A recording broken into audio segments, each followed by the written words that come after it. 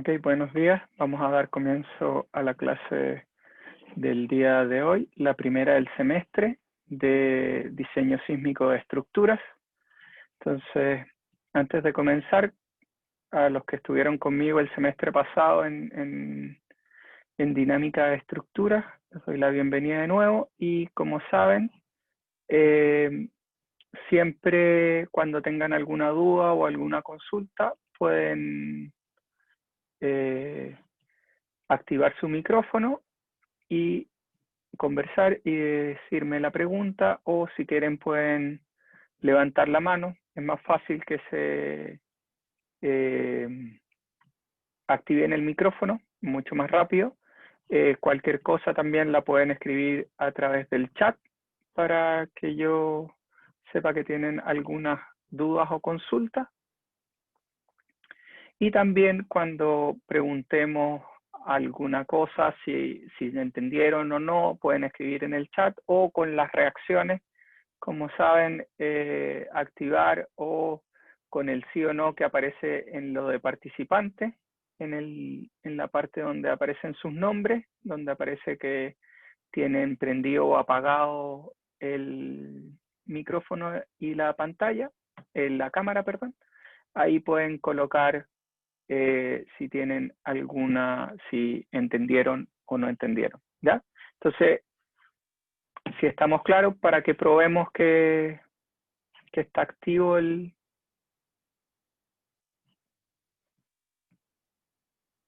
Perfecto.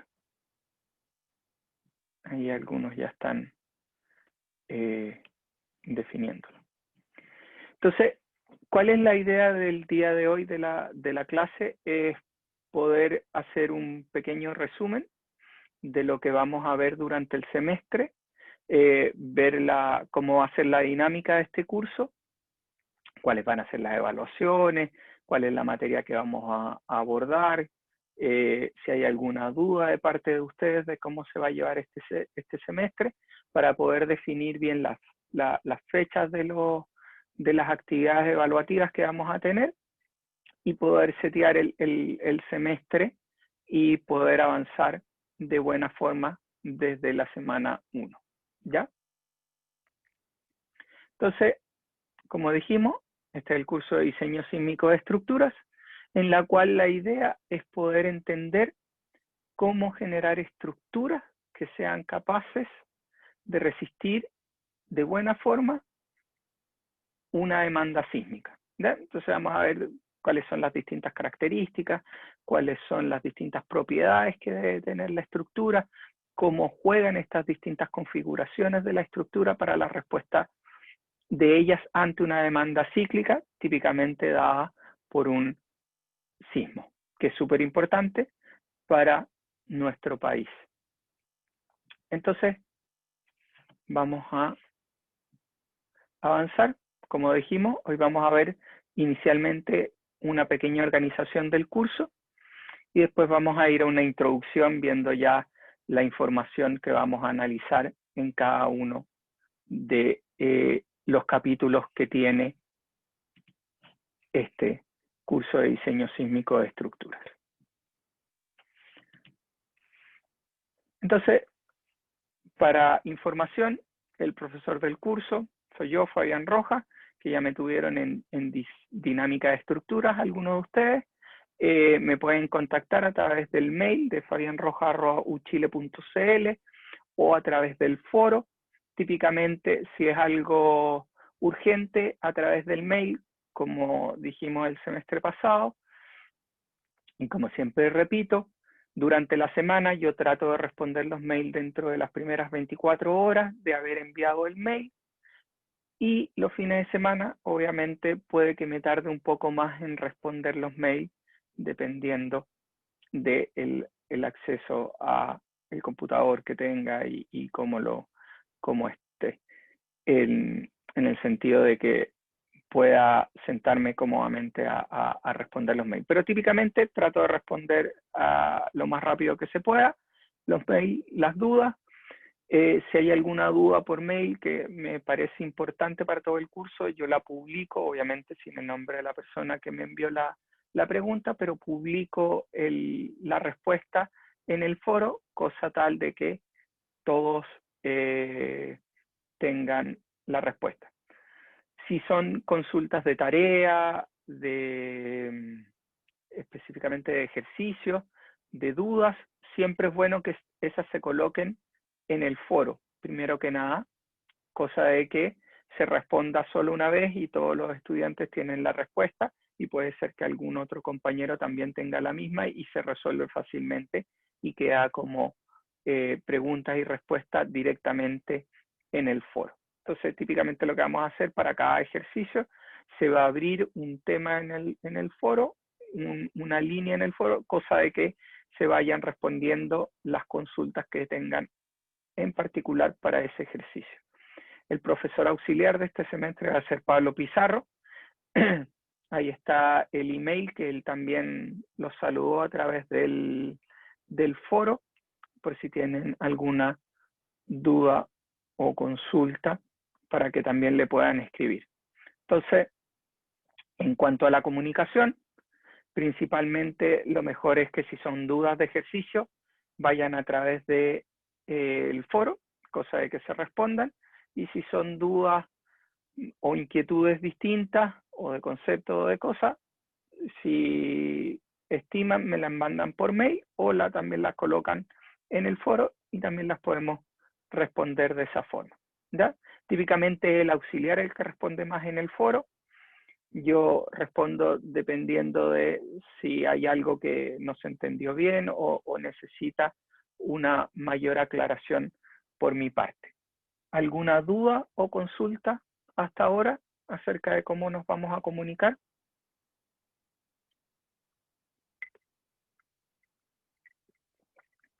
¿Todo claro? Súper claro. Perfecto. Muchas gracias. Entonces, el horario de clase, como ya sabemos, martes y jueves de 10:45, de 10:15 a 11:45. El curso principalmente vamos a tener, son las clases en forma a distancia, van a ser a través de Zoom. El link que yo uso es el mismo, es un link recurrente en Zoom, que está asociado a esta clase.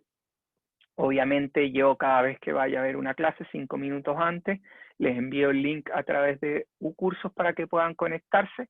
¿Cuál es la gracia de conectarse a través del link que se manda por uCurso? Que es este mismo, que ustedes podrían usarlo y conectarse directamente. La gracia del link de uCurso es que permite llevar una asistencia. No se toma asistencia este semestre, es simplemente indica quiénes están para poder tener una idea más de mi parte si es que están viendo los videos, y por eso yo también subo los videos a uCurso para tratar de ver cómo van en el número de vistas, más de quién lo está viendo es en el número de vistas, para ver si estamos yendo a la par entre lo que yo voy pasando, lo que ustedes van viendo en las clases, los que no tienen acceso a poder ver las clases en directo o conectarse durante el horario de clase. Y las auxiliares o recuperación de clases, por si hay algún inconveniente que no se pueda hacer las clases, obviamente son los miércoles de 10 a 12 del día, y ahí se mandará el link específico para esa clase. Típicamente vamos a tener solo auxiliares cercanos al número de ejercicios que vamos a desarrollar durante el semestre, y voy a pasar ahora a ver un poco cómo va a ser las evaluaciones del curso. ¿Alguna duda acerca de las clases, los horarios? Obviamente el horario está completo, de 10:15 a 11:45, pero las clases van a ser, como ya se indicó, van a estar reducidas a 1 hora. Yo dejo el módulo completo por si hay alguna duda o consulta que me quieran realizar después de que haya pasado la hora de clase lectiva, que es la expositiva. Podemos ver cualquier duda o consulta, y por eso está el resto del horario, pero las clases típicamente van a ser alrededor de 60 minutos típicamente yo al inicio espero un par de minutos antes de dar comienzo a la clase por si hay algunos estudiantes que están retrasados en conectarse, ¿ya? Y ahí también respondemos dudas, consultas y cualquier inquietud que haya quedado del curso. ¿Cómo son las evaluaciones? Las evaluaciones van a ser 6 ejercicios, ¿verdad? Durante el semestre. Típicamente cada 2 semanas vamos a hacer el ejercicio y esto va a pesar un 75% del curso. Y después va a haber un examen, ¿ya? Que va a pesar un 25% del curso. Y aquí quiero centrarme por unas dudas que en el semestre pasado, en dinámica de estructura, también tuvimos alrededor de 6-7 ejercicios, ¿verdad? Y hubo una consulta en las evaluaciones que me hicieron en el cual me preguntaron por qué yo no había eliminado ningún ejercicio el semestre pasado, que algunos de ustedes hubieran deseado haber eliminado algún ejercicio, ¿ya? El punto fue, como iba a haber exhibición, y ahí lo repetí el semestre pasado, pero vuelvo a contestar la pregunta para que quede claro, y por qué de nuevo este semestre no va a haber ninguna eliminación de un ejercicio, ¿verdad? No es por imponer algo, es simplemente porque los ejercicios, yo hago solo ejercicios durante el semestre, por lo tanto, cada ejercicio aborda una materia en específico. Entonces, si hay algún ejercicio que se elimine o puede ser que no evalúe ese ejercicio y para poder saber que aprendieron y evaluamos todo el contenido del semestre, es que yo indico que son 6 ejercicios los que se hacen y no hay una eliminación de alguno de esos ejercicios durante el semestre. Los ejercicios, van a haber ejercicios algunos que van a ser escritos, hay unos ejercicios que van a ser de programación, desarrollo de algún algoritmo para poder entender un concepto en específico, ¿verdad? Y van a haber otros ejercicios que van a ser de conceptos. ¿Por qué? Porque mucha parte de este curso es de qué nosotros hemos aprendido de los terremotos pasados, qué conceptos son importantes. Y para eso no es tanto escribir, sino extender el concepto de cómo las estructuras responden. Y por lo tanto van a haber algunos ejercicios que van a tener una parte escrita o de desarrollo de concepto o de preguntas a través de un curso con las aplicaciones que hay de evaluaciones en línea. ¿Ya? Entonces vamos a tratar de ir viendo eso en el semestre y finalmente va a haber un examen o tipo proyecto. Y ahí estamos dependiendo de cómo se vaya desarrollando el semestre. Vamos a ver si lo hacemos como un examen regular en el cual hay un cierto lapso de tiempo o lo hacemos en una especie de proyecto un poco más largo en el cual se les da un plazo para que puedan desarrollar de buena forma ese proyecto, que tiene que ver con la normativa de diseño sísmico nacional para que puedan desarrollar algún tipo de estructura con la metodología de diseño sísmico que aparece en la norma que vamos a estudiar al final del semestre.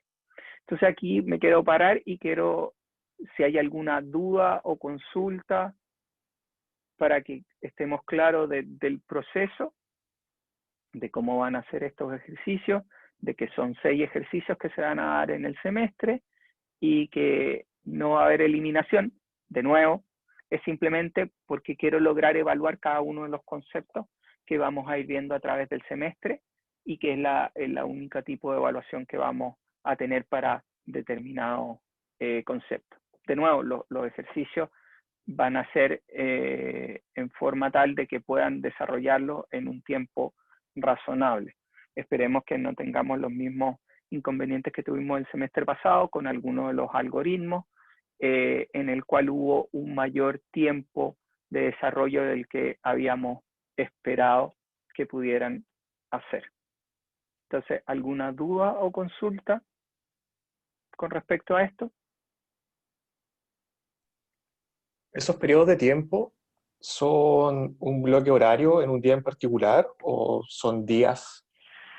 Los ejercicios, Sí, sí, el ejercicio va a ser tal cual. Hay la parte que es, si definimos estas que son con conceptos, con preguntas que van a ser respuestas de opciones múltiples, esas obviamente van a ser con un periodo de tiempo. Las otras que son ejercicios normales de desarrollo es como hicimos el semestre pasado. Se dan y se da una semana de plazo con un tiempo extra para las personas con entrega de atraso sin descuento posterior a esto. Pero los que son de ejercicios escritos, esas son días de resolución, no es con plazo. La que es escrita, que obviamente es un concepto que tienen que desarrollar, esa puede que vaya con un plazo y va a ser con el sistema de cursos que te permite en el tiempo en que tú tengas disponibilidad, meterte y desarrollar en un plazo dado. perfecto, gracias. No, ni un problema. ¿Alguna otra duda, consulta? Profe, ¿Sí? el examen, no me queda claro si el examen es obligatorio y si es así, es un proyecto que se desarrolla a lo largo del semestre. No, no, no, no. El examen sí va a ser obligatorio, ¿ya? Este semestre.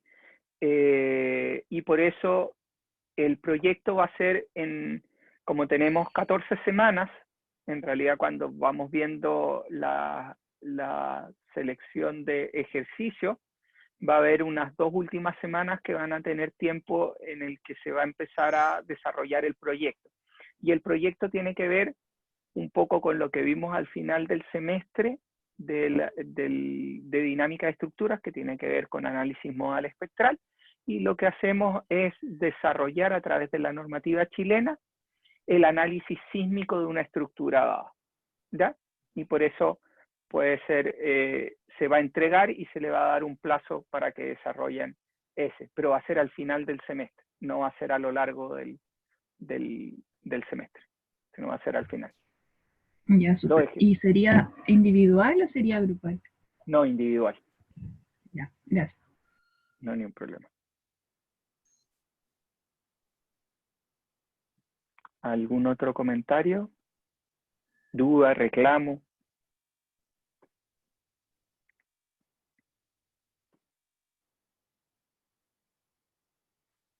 ¿A todos les parece bien? Todo bien, profe. Genial. Entonces, Profe, ¿sí? hay una duda en el chat escrita.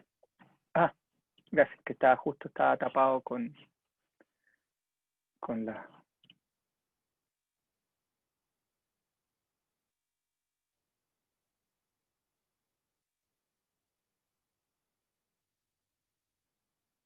Ah, ya, si puedo subir las clases a un Drive. Sí, ya voy a ver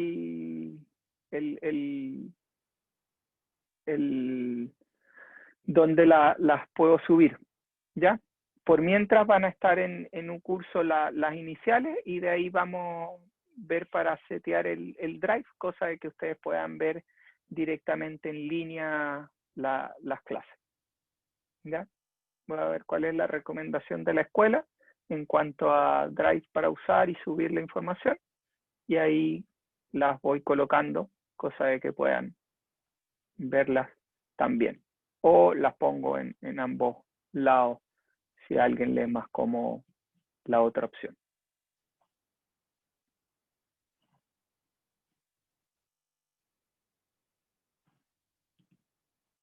Perfecto.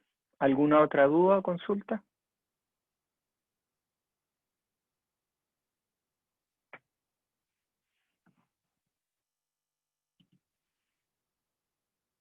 Súper. Entonces continuamos Entonces, ahora nos vamos a meter a lo que es, ya pasamos lo que es organización. Tenemos claro cómo vamos a desarrollar este semestre, que espero que nos vaya de buena forma.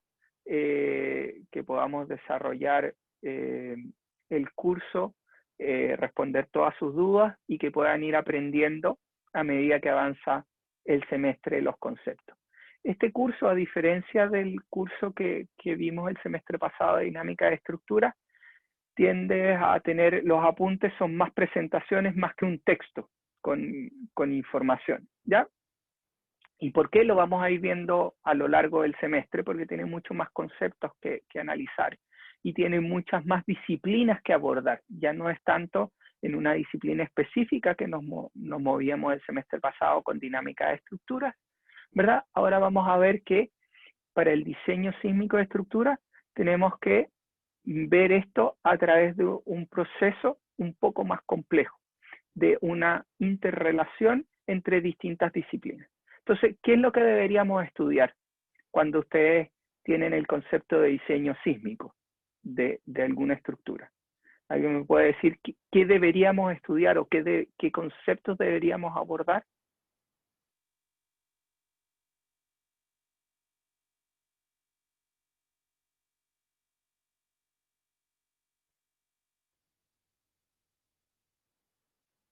No estoy congelado, estoy esperando si alguien responde algo.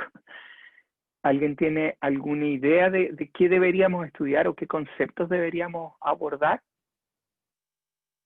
La norma chilena, por ejemplo. La norma chilena, dijo uno.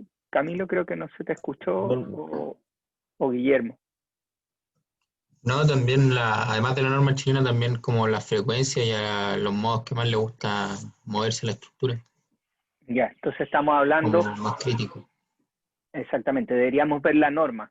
Pero un poco para entender cómo está escrita la norma, tenemos que ver cuáles son los distintos conceptos o la distinta información que necesitamos para poder entender el proceso del diseño sísmico, ¿ya? Entonces, ¿qué conceptos deberíamos abordar? Deberíamos abordar conceptos básicos de sismología para poder entender cómo se generan los terremotos, cuáles son las características de estos terremotos, no solo lo que ustedes están pensando que son estructuras y la respuesta de la estructura, que es súper importante, obviamente, y es necesaria poder tener, pero tenemos que ver conceptos de sismología, tenemos que ver conceptos porque las estructuras están sobre un suelo, por lo tanto, y están apoyadas sobre este y descargan las cargas gravitatorias y las demandas sísmicas que se van a producir sobre la estructura pasan a través del suelo. Por lo tanto, necesitamos entender también conceptos de geotecnia, ¿verdad? ¿Cuáles son esos que nos van a influir las respuestas de la estructura? Adicionalmente, necesitamos entender conceptos de mecánica de sólido, ¿verdad? De resistencia de materiales para ver cómo responden las estructuras ante distintos tipos de carga. ¿Qué pasa cuando hay cargas cíclicas? Entonces, sistemas estructurales, cómo responden esto, cómo actúan ante una demanda dinámica. Y después, otro punto que uno tiende a olvidar es lo que tiene que ver con políticas públicas. ¿Y qué tiene que ver políticas públicas con diseño sísmico? Es súper importante porque significa, ejemplo, si yo tengo un puente, ¿verdad? Y los puentes tienen en los estribos, tienen una zona donde se apoya el tablero, ¿verdad? Y obviamente esta zona donde se apoya el tablero tiene una cierta distancia. Entonces, esa zona donde se apoya el tablero, yo la puedo hacer muy larga o la puedo hacer bien corta. ¿De qué va a depender que yo la haga o más larga o más corta? Esa zona de apoyo, ¿verdad? Tiene que ver de cuánto es lo que yo estoy esperando que se mueva el tablero con respecto al estribo cuando la estructura entre a través de una demanda dinámica de un sismo, entre en movimiento. Por lo tanto, yo la podría hacer muy segura, haciéndolo bastante más largo, y lo cual tengo una probabilidad baja de que en algún momento se sobrepase ese nivel de demanda para cualquier terremoto posible. Pero eso es muy caro, ¿ya? Por lo tanto, tengo que hacer una evaluación de cuál es la distancia mínima que yo debería tener, de forma tal de tener una seguridad, ¿verdad?, en el cual nosotros todos como sociedad estemos de acuerdo y definamos que estamos acorde a absorber ese riesgo de que si hay un terremoto más grande que cierto nivel, esto se va a caer. Y obviamente eso tiene consecuencias sociales, significa que ese puente va a quedar inutilizado, por lo tanto tenemos problemas de conectividad, de transporte y de toda serie de eso. También lo podemos llevar a una estructura. ¿Cuál es el nivel que nosotros queremos que una estructura responda? Estoy de acuerdo con que se agriete un poco la estructura cuando ocurra un terremoto grande, ¿verdad? Es como lo que pasó en el terremoto, no sé si vieron que ayer en la noche hubo un terremoto 6,8, y qué pasó en una de las estructuras, creo que tenía una piscina en la parte superior, eso es lo que alcancé a escuchar en las noticias, y esta piscina se dañó. La estructura, en cuanto a la estructura completa, parece que no tuvo ningún daño, pero la piscina, al romperse, agrietarse una zona, hubo una filtración bastante grande. ¿Y qué significó eso? Que ahora tenemos toda la estructura inhabilitada porque el agua empezó a escurrir de la parte superior, donde estaba la piscina, a través de los elevadores, de las distintas cañerías eléctricas, lo cual genera un peligro bastante grande. Entonces, ¿cuánto estamos dispuestos? ¿Eso es permitido o no es permitido? ¿Está en la normativa o no está en la normativa? ¿Ya? Y por lo tanto, tenemos que ver, y cuando hablamos de políticas públicas, es cuál es el marco legal que nosotros permitimos dentro de nuestra estructura. Y obviamente, como toda norma, lo que va a setear es el mínimo que nosotros queremos, ¿ya? Eso no significa que uno pueda ir más allá del mínimo, obviamente. Si uno tiene estructuras complejas, uno va a tender a ir mucho más que el mínimo que te indica la normativa, obviamente porque tenemos menos conocimiento de cómo puede responder esa estructura mucho más compleja, ¿ya? Mientras mucho más simple la estructura, sabemos mejor el comportamiento, por lo tanto, la probabilidad de ver una respuesta que no sepamos que haya ocurrido antes para esa estructura es más baja, por lo tanto, nuestro nivel de confiabilidad con ese tipo de estructura es mucho más alto. ¿Alguna duda acerca de lo que estamos hablando? ¿Todo bien? Sí, profesor. Genial. Pueden usarlo, como les había indicado, las reacciones o los iconos, que es mucho más fácil. Esos que algunos están escribiendo, sí, para yo saber que estamos siguiendo de buena forma. Entonces, ¿qué vamos a ver? Entonces, en el diseño sísmico, como habíamos conversado, es necesario integrar y balancear sismología para saber cómo son las demandas, geotecnia, cómo responde un suelo ante el paso de vibraciones de onda, cómo el suelo puede generar un aumento en la respuesta, ¿verdad? Que va a generar una demanda mayor sobre nuestra estructura. ¿Qué pasa si el suelo tiene un periodo cercano a nuestra estructura? ¿Cómo va a influir eso? ¿Cómo influye la topografía de una zona en la respuesta que tiene la estructura? Después, obviamente, análisis estructural, cómo responden las estructuras, lo que hablaban algunos de sus compañeros, las propiedades dinámicas que tiene la estructura, las formas de vibrar, los periodos, cuán compleja es la estructura, donde se van a considerar ciertas concentraciones de deformación, de tensiones, de esfuerzo. Después tenemos, dentro de este análisis estructural, el comportamiento estructural, y después tenemos lo que hablábamos al final de políticas públicas, pérdidas económicas, ¿verdad? ¿Qué significa un cierto nivel de daño? ¿Verdad? No es lo mismo que falle una estructura que es un galpón, que va a tener dentro de materiales no esenciales, no van a haber personas, por lo tanto, si bajo un terremoto esa estructura falla, no genera grandes inconvenientes a toda la sociedad. Obviamente es un problema si eso falla debido a que no se cumplió la normativa, pero si tenemos otras estructura como un edificio es bastante complejo que se falle durante un terremoto. ¿Por qué? Que significa que vamos a tener un desplazamiento de gente muy grande instantáneamente. Y eso genera grandes problemas sociales, porque podemos generar que el edificio se tenga que clausurar por peligro de daños mayores, ¿verdad?, a la población. Por lo tanto, no es solo el edificio. Si es un edificio alto, tenemos un problema alrededor del edificio, porque si ese edificio tiene probabilidades de colapso o está muy seriamente dañado y hay un estudio que indique que puede que colapse el edificio ante algún otro evento grande, obviamente todas las personas que están alrededor de ese edificio también se van a ver perjudicadas y por lo tanto tenemos que empezar a desplazar mucha mayor gente.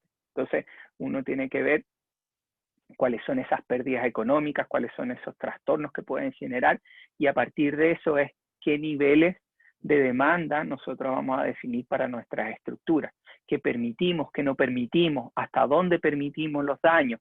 Es bueno definir un nivel de grieta o tipo de daño que nosotros permitamos dentro de una estructura para un tipo X de terremoto de magnitud A o algún otro tipo de demanda mayor, ¿ya? Y después vamos a ver este concepto de que hablamos, para que muchas veces escuchamos decir para qué nivel de terremoto está esta estructura diseñada. Y nosotros no diseñamos para un nivel de terremoto, lo que nosotros diseñamos para una magnitud de demanda, ¿ya? Que está representada a través de lo que ya vimos en dinámica de estructura, que es un nivel de un espectro de aceleraciones dado. Entonces nosotros diseñamos para ese espectro de aceleraciones, que representa una cierta nivel de demanda en una posición dada para un tipo de suelo dado, ¿ya? Y que después vamos a ver en detalle. Y después, obviamente, a estas pérdidas nosotros tenemos que darle algún contexto, y eso lo hacemos a través de dos conceptos. Tenemos la demanda sísmica y tenemos lo que se llama la vulnerabilidad. ¿Qué es la vulnerabilidad? Es cuál es la probabilidad de ver cierto nivel de daño dado un cierto parámetro, ¿ya?, sísmico. Es decir, ¿qué pasa si el edificio se desplaza en su techo un cierto nivel de valor de desplazamiento total de techo? ¿Qué significa eso en nivel de daño dentro de la estructura? Y obviamente a ese nivel de daño yo le puedo agregar pérdida.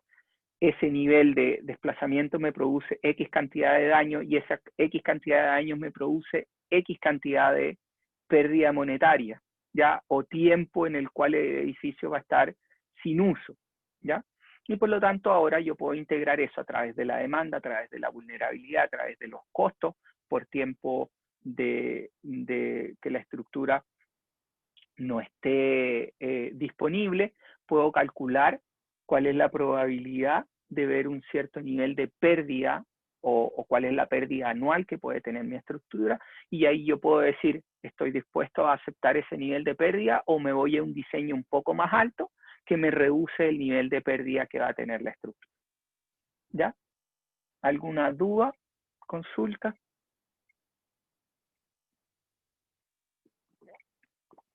Por lo tanto, lo que es diseño sísmico lo podemos ver como una especie de puzzle en la cual necesitamos varias piezas para poder determinar cómo vamos a querer diseñar. Y por eso en los comités de normas de diseño sísmico nosotros nos vemos involucrados con diversas personas y diversas, no son solo ingenieros estructurales, hay ingenieros geotécnicos que se dedican, hay sismólogos que se dedican a la demanda, están los ingenieros estructurales, obviamente, pero también deberíamos tener gente del área de políticas públicas que nos indiquen cuáles son valores aceptables de diseño, ¿ya? Eso último no pasa mucho. Típicamente estamos concentrados más sismólogos, geotécnicos, estructurales y gente que está en ese vínculo, arquitectos, obviamente, pero dentro de esa área todavía no hemos logrado incorporar estas otras dimensiones como de políticas públicas, pero se está tratando, en otras partes del mundo sí se genera, pero a nivel nacional estamos simplemente en el de la área de ingenieros. Entonces, ¿cuáles van a ser los temarios del curso? Los vamos a ver con calma uno a uno en la siguiente diapositiva. Y aquí vamos viendo que primero vamos a ir abriendo este puzzle y vamos a ir desde lo más simple o de lo más macro, que va a ser cómo responden o cómo se generan los terremotos, después cómo al generarse estos terremotos, cómo viajan las ondas a través de la Tierra, cómo llegan a la parte superior de la corteza terrestre, de ahí cómo influye el suelo en estas ondas, después cuando vemos el paso de las ondas por un determinado sitio, vamos a ver cómo estas entran a la estructura, cómo la estructura responde, cómo distintos sistemas estructurales responden ante esta demanda, después qué características producen ciertas respuestas dentro de la estructura, qué podemos hacer para mejorar estas respuestas, cuáles son los sistemas estructurales más idóneos para poder ser capaces de resistir, cuáles son los problemas que hemos visto a lo largo del tiempo después de cada terremoto en nuestras estructuras, cómo ha ido avanzando la investigación para poder solventar estos problemas y generar estructuras mucho más resilientes, que es lo que nosotros deseamos, y cómo éstas se incorporan dentro de la normativa, ¿ya?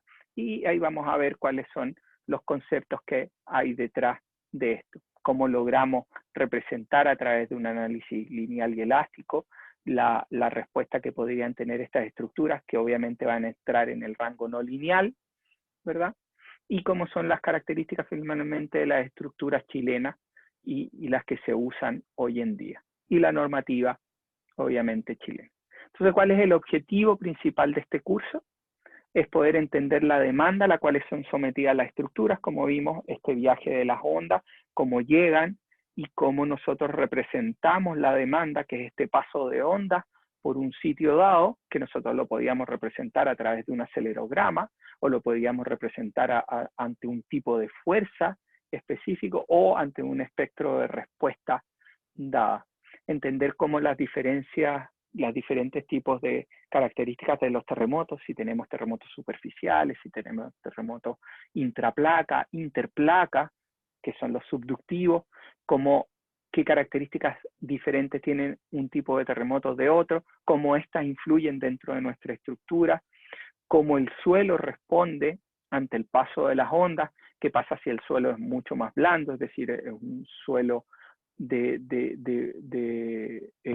no muy bueno, que se llama, que sería un suelo de clasificaciones que son suelos blandos, que tienen velocidad de propagación de onda bajo, que tienen periodos altos en los cuales la energía del terremoto va a quedar encapsulada y va a haber reverberancia dentro de esa zona de la respuesta del suelo, después cómo éstas influyen dentro de nuestra estructura, y después vamos a identificar los parámetros claves de la respuesta de la estructura, cómo diferenciar los materiales, sistemas cómo se comportan ante cargas cíclicas, qué es un buen comportamiento ante una carga cíclica, qué es lo que nosotros queremos que una estructura se responda, de la forma que queremos que responda esta estructura ante las cargas cíclicas, qué significa que una estructura tenga un comportamiento frágil, tenga un comportamiento dúctil, qué significa, cómo logramos tener un comportamiento dúctil dentro de nuestra estructura,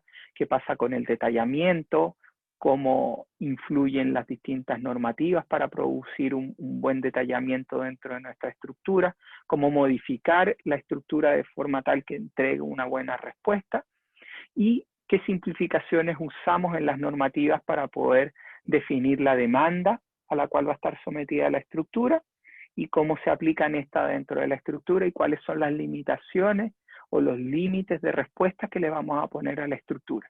No queremos que tenga un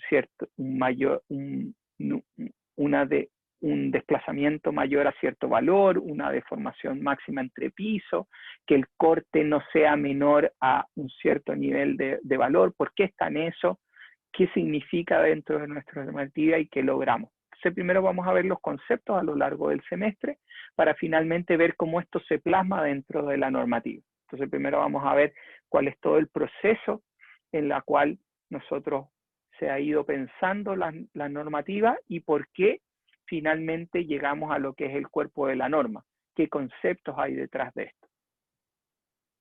Entonces, como dijimos, vamos a partir con la sismología, en la cual lo que nos vamos a plantear primero es cómo se producen los terremotos, por qué se producen, por qué en Chile nosotros, en esta parte, por qué tenemos grandes demandas de terremotos, qué es lo que hace que se generen. Obviamente la mayoría de ustedes ya debe haber visto esto a lo largo de la carrera y en distintos ramos, en el colegio, en distintas actividades. Y vamos a ver qué es un proceso subductivo, por qué se produce, vamos a ver cuáles son las componentes que nos generan ahí, cuál es la velocidad con que se está produciendo esta subducción entre las dos placas, entre la placa sudamericana y la placa de Nazca. ¿Qué pasa en la parte sur de Chile? Tenemos el mismo tipo de comportamiento, tenemos un comportamiento distinto.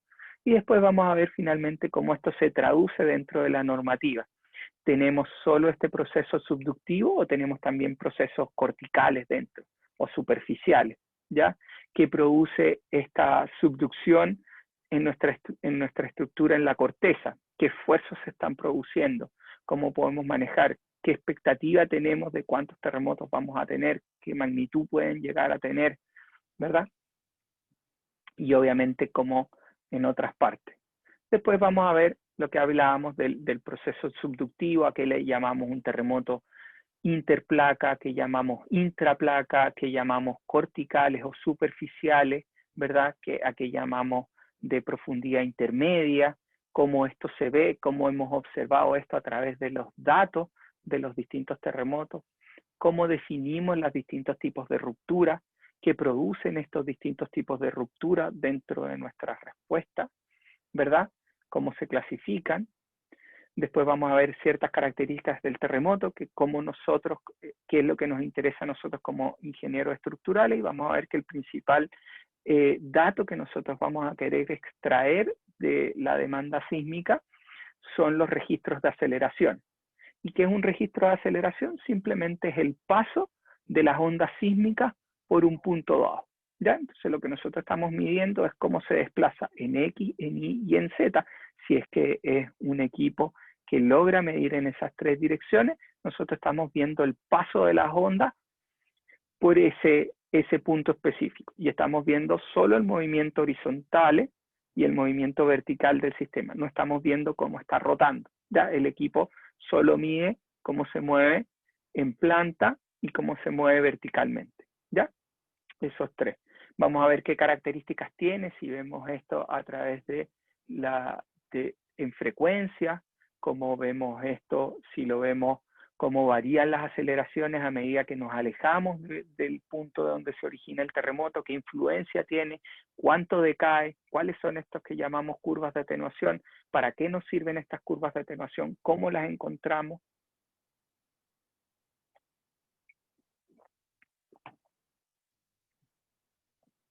¿Cuáles son las características? Una vez que, y vamos a ir viendo este proceso desde lo más complejo, desde la estructura completa de la Tierra, cómo se produce el terremoto, después cómo viaja esta onda a través de la corteza, cómo llega a la superficie y qué pasa al momento de llegar a la superficie, cuál es la influencia dependiendo del tipo de suelo. Un suelo más blando, nosotros tendemos a observar que en suelo más blando tenemos respuestas mayores para edificios altos. Vamos a ver por qué es esto, qué características tiene el suelo que nos implican que un suelo más blando, es decir, que tienen rigideces menores, ¿verdad? Que son suelos con capacidad soportante menores, que pueden tener efecto de liquefacción, pueden generar mayores problemas dentro de nuestra estructura, porque estos generan mayores demandas de desplazamiento sobre nuestra estructura, que finalmente lo que va a producir que la estructura entre en demandas mayores y llegue a daños mayores dentro del sistema. ¿Cómo podemos caracterizar esta y cómo se diferencian un tipo de suelo de otro? Que vamos, cómo nosotros transformamos de esta respuesta de la aceleración, que es el paso de ondas por un lugar específico, como lo llevamos a un espectro de aceleraciones, qué informaciones son importantes en el espectro de aceleraciones, que habíamos visto el semestre pasado, que es simplemente la respuesta a un oscilador de un grado de libertad ante el paso de estas ondas o de la aceleración en un punto dado. Y nos va a determinar, dependiendo del periodo, el nivel de amortiguamiento que tenga la estructura, cuál es el máximo nivel de aceleración o desplazamiento o velocidad que va a tener ese oscilador con ese periodo dado y ese nivel de amortiguamiento ante el paso de un registro sísmico específico. ¿Qué significa PGA, pic de aceleración del suelo? ¿Qué importancia tiene ese valor del pic de aceleraciones? Después vamos a ver, una vez que tenemos esa demanda, cómo nosotros la ingresamos dentro de la estructura o cómo estimamos cuáles son los esfuerzos que van a producir esa demanda sobre nuestra estructura. ¿Cuáles son los tipos estructurales que nosotros vemos principalmente? Obviamente tenemos sistemas de marco a momentos, tenemos sistemas de marco arrastrado, tenemos sistemas de muros con sistemas de viga, ¿verdad? Tenemos sistemas únicamente de muros, dependiendo de qué ventajas tiene uno, qué ventajas tiene otro, qué tipo de estructura es la que más observamos en Chile, en viviendas y edificios, y es típicamente la estructura de muros, ¿ya? Que son las que nos van a dar cómo va a ser la representación de la estructura. ¿Qué respuestas son importantes? ¿Qué significa que la respuesta de la estructura se empiece a aplanar en esta superficie? ¿Qué significa que cambie de una respuesta lineal a una respuesta no lineal? ¿Verdad? ¿Qué significa esto para la estructura? Esto significa daño, significa plasticidad, significa grieta. ¿Qué nivel de grieta está generando esto? Que es súper importante. ¿Qué significa que el plató que se produce sea más largo o sea más corto? ¿Ya? Como nosotros medimos esto es importante. ¿Qué pasa si esto fuera súper corto? ¿Es grave? ¿No es grave? ¿Nos va a generar problemas?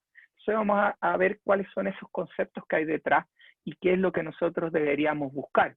Y por qué a partir de estos conceptos nosotros después decimos cuál es el tipo de detallamiento que me permite encontrar este tipo de respuesta. ¿Qué pasa si no hay forma de tener un detallamiento que una estructura me dé un mejor comportamiento? ¿Qué puedo hacer yo? ¿Cómo doy un valor de confianza en eso? ¿Ya? Como estamos acá, viendo estructuras no dúctiles, viendo estructuras dúctiles que permiten una rotulación a través de toda la estructura, que todos los elementos puedan disipar energía. ¿Qué significa estas rótulas a través de la estructura? ¿Qué significa esta área que está bajo esta curva? Es energía disipada, obviamente, en la respuesta cíclica, como nosotros queremos que sea esa disipación de energía. ¿Qué implica esa disipación de energía dentro de nuestra estructura? Y obviamente, a medida que yo me muevo en esto, ¿qué significa esto en sistemas de grieta? En sistemas de daño de la estructura, ¿ya? ¿Dónde quiero estar yo? ¿Quiero estar acá siempre? ¿Puedo estar acá? Esto depende del nivel de demanda al cual yo esté sometido a la estructura. Obviamente yo no quiero estar acá si la demanda generada por un terremoto es baja. Es decir, un movimiento pequeño, yo no quiero que mi estructura quede completamente dañada. Yo quiero que si la demanda a la cual va a estar sometida debido a un terremoto es baja en una estructura, yo quiero que su comportamiento sea de operación inmediata. ¿Qué pasa si el terremoto, si la demanda a la cual va a estar sometida es mucho mayor de la estructura? Obviamente voy a permitir cierto nivel de agrietamiento de la estructura porque es la única forma que va a poder disipar energía y que tenga un buen comportamiento entrando, pero ¿qué nivel de grieta? ¿Ya? Que me haga que la estructura sea inservible posterior al terremoto, ¿verdad? O quiero que tenga un comportamiento, pequeñas grietas, pero que pueda seguir siendo utilizable inmediatamente. Y obviamente dependiendo de la estructura también voy a estimar distintos parámetros. No es lo mismo un hospital, un colegio, un estadio donde hay acumulación de personas, donde se supone que queremos que se mantenga en uso después de una gran demanda, porque obviamente los daños que puede haber generado el terremoto tenemos que ser capaces de trasladar a las personas que se han visto afectadas a albergues o a hospitales. Por lo tanto, yo quiero que tengan un mejor comportamiento ese tipo de estructuras. ¿Cómo logramos ese mejor comportamiento? Obviamente, yo podría decir, yo puedo tener una estructura que para un gran terremoto, mi estructura quede completamente con grandes daños, pero que no produzca colapso, que la gente pueda abandonar la estructura, pero para un hospital, para el mismo nivel de demanda, yo quiero que esté en un comportamiento más bajo, porque quiero que siga operativo. ¿Qué hemos observado durante terremotos? Por ejemplo, acá este es la Torre O'Higgins en Concepción después del terremoto del 2010, y obviamente lo que vemos acá es que hubo una pérdida de un piso. El piso colapsó completamente. Si se fijan acá, aquí había un piso adicional y esto está inclinado porque todas las columnas que estaban asociadas acá fallaron. Vamos a ver qué pasó acá. ¿Qué características de la estructura llevaron a que hubiéramos este comportamiento? ¿Qué pasa cuando tenemos colapso completo de la estructura? ¿Qué puede haber llevado a que tuviéramos un colapso completo de la estructura? ¿Qué otra cosa hemos aprendido de los terremotos? ¿Qué pasa con las irregularidades? ¿Qué significan estas grietas diagonales, grietas horizontales, distintos tipos de materialidad, cómo distintas singularidades pueden producir dentro de nuestra estructura distintos comportamientos que hemos observado, cómo responden los muros de hormigón armado, que son el principal tipo de estructuración que usamos en viviendas en Chile. ¿Qué pasa con la licuefacción? ¿Qué otros efectos tienen los terremotos subductivos? Tienen tsunami. ¿Qué causa el tsunami? Ya no es solo el terremoto, después tiene la gran ola, y no solo es la gran ola, sino es lo que trae esa ola, el frente de agua, que es lo que arrastra, que es lo gran peligroso, lo que es bien peligroso, cómo estos elementos pueden alterar, pueden golpear la estructura, pueden dañarla, el agua que produce dentro de nuestra estructura, este frente de agua. Cómo nosotros podemos relacionar la respuesta lineal, porque hasta ahora ustedes siempre han visto cuál es la respuesta lineal de una estructura. Cómo podemos reflejar a través de esa respuesta lineal un comportamiento no lineal. ¿Qué significa que nuestra estructura tenga un comportamiento lineal? ¿Qué significa que nosotros diseñamos un cierto valor y tenga una sobreresistencia? ¿Qué significa esa sobreresistencia? ¿Es bueno tener sobreresistencia? ¿No es bueno? ¿Me va a producir algún tipo de problemas? ¿Tengo que tener cuidado con esa sobreresistencia dentro de mi estructura? ¿Cómo esto se mete dentro de la normativa chilena? ¿Cómo calculamos este valor de R que vamos a ver en una tarea? Y después cómo las normas han ido evolucionando. Obviamente, que vamos teniendo es que las normas lo que van siendo es el nivel de demanda al cual yo voy a diseñar es cada vez más alto, porque vemos que la estructura y también tenemos distintas restricciones para nuestro detallamiento de la estructura. ¿Cómo se generan las normas en Chile? ¿Cuál es el procedimiento a través del INN? ¿Qué significa que el INN haya generado una normativa? ¿Y cómo hacemos que esa normativa sea obligatoria? O sabemos que sea por leyes. Cómo las normas generan este espectro de aceleraciones, ¿verdad? ¿Qué significa? ¿Cuál es la diferencia entre los distintos tipos de suelo para un nivel de demanda dada? ¿Cómo está dividido Chile? Las zonas que se llaman zonas sísmicas, que significa que estemos en zona 1, zona 2, zona 3 de demanda sísmica, que significa que haya mayor demanda en una zona costera que en una zona de cordillera. ¿Por qué se debe eso? Que tiene que ver con los conceptos que veíamos al principio. Y finalmente, cuáles son las características que tienen nuestras edificaciones chilenas. Cuáles son los problemas que hemos observado, cómo esto se mezcla con las normativas industriales que están en proceso. Y después vamos a ver investigación, qué conceptos que hemos desarrollado a través de estudios, desarrollados por algunos de sus compañeros en trabajos de tesis, en trabajos de magíster, en ensayos de muros, qué conceptos hemos logrado obtener, cómo responde la estructura ante distintos niveles de demanda, cómo estos pueden responder, cuáles son los dispositivos sísmicos que tenemos, aislación sísmica, sistemas de disipación de energía a través de amortiguadores, qué significa estos amortiguadores, cómo responden, cómo se diseñan, qué normativas definen estos sistemas estructurales, cuál es el concepto que hay detrás, qué es lo que se busca con esta. Y finalmente, ¿hacia dónde va el diseño sísmico? Nosotros típicamente lo que estamos viendo son diseños en los cuales nosotros asumimos que si nosotros diseñamos para un cierto nivel de fuerza y usamos una serie de criterios prescriptivos o de criterios de detallamiento, vamos a obtener una respuesta correcta de la estructura, ¿ya? Todavía no hemos evaluado si eso que esperábamos es el comportamiento que realmente va a observarse en las estructuras. Por lo tanto, ¿hacia dónde va el diseño sísmico?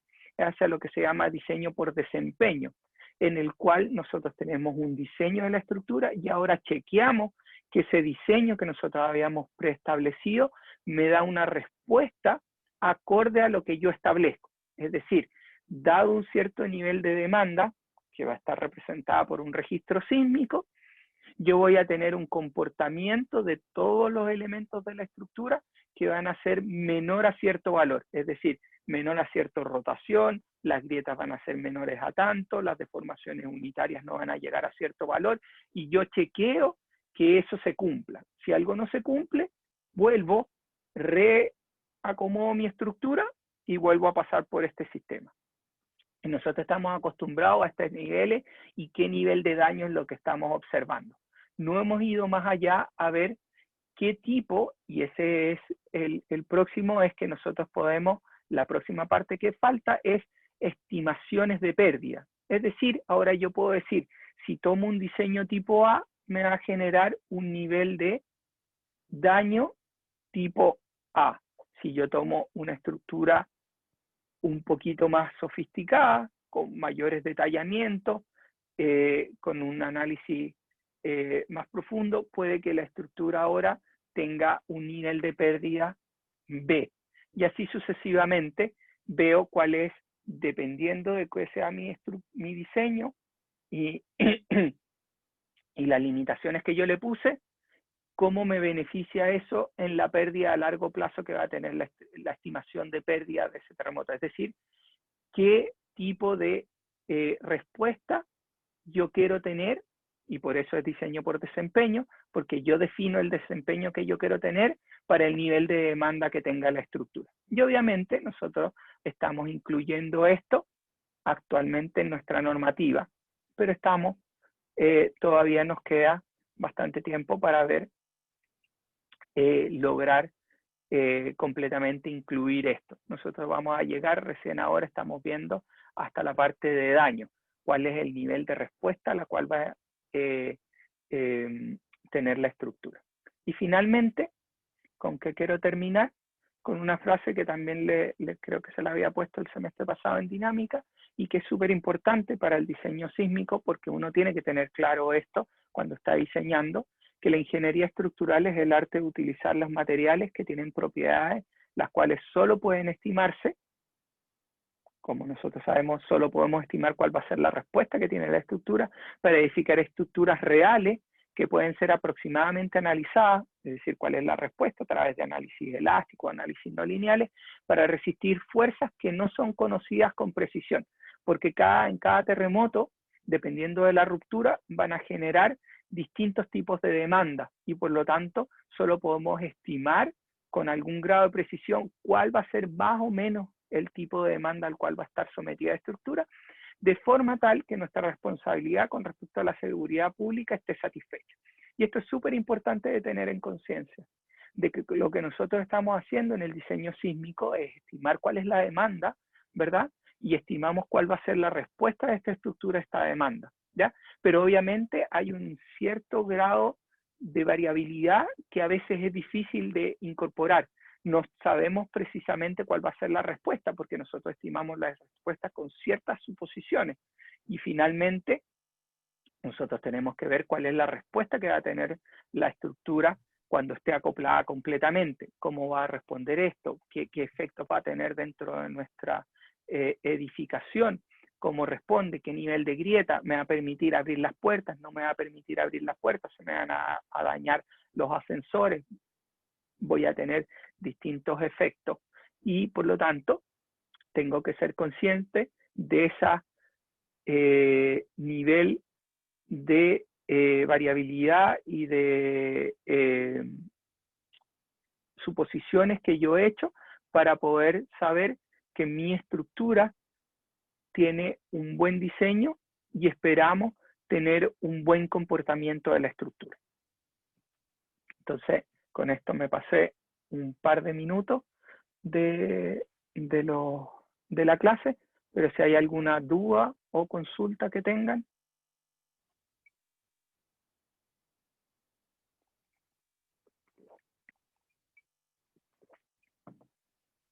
Hicimos un barrido por todo lo que vamos a ver en el semestre. Entonces, por lo tanto, vamos a ir viendo a medida que vamos analizando cada uno de estos conceptos, vamos a ir haciendo algún tipo de ejercicio para poder reforzar estos conceptos y que podamos ir construyendo esto a través de bloques. Obviamente tenemos que partir por lo más simple, que es cómo se generan los terremotos, cuáles son las influencias de este, después cómo son los terremotos, cómo esto lo podemos representar a través de demandas para nuestras estructuras, cómo las estructuras responden, cómo las características de estos sistemas estructurales los podemos mejorar o no para tener una respuesta correcta, cuáles son los límites que le vamos a poner a nuestras estructuras para que tengan un buen comportamiento. ¿Qué pasa si se pasa cierto nivel de límite? Obviamente tenemos que rediseñar la estructura, aumentar las secciones, aumentar las secciones, cambiar el tipo de estructuración para tener un buen comportamiento, que es lo que hemos observado, y cómo modificamos esto a través de normas. Entonces, si no tienen alguna duda o consulta, les doy las gracias a todos por haber asistido a la clase del día de hoy. Entonces, lo que vamos a ir haciendo es clase a clase, subiendo los apuntes, ¿verdad? Que son las presentaciones y que vamos a ir discutiendo en cada una de las clases.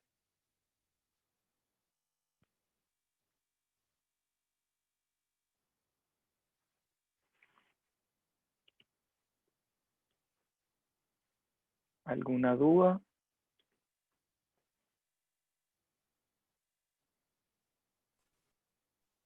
Todo claro, profe. Genial. Entonces, que tengan una buena semana, sigan cuidándose y nos vemos el próximo jueves. Que estén bien.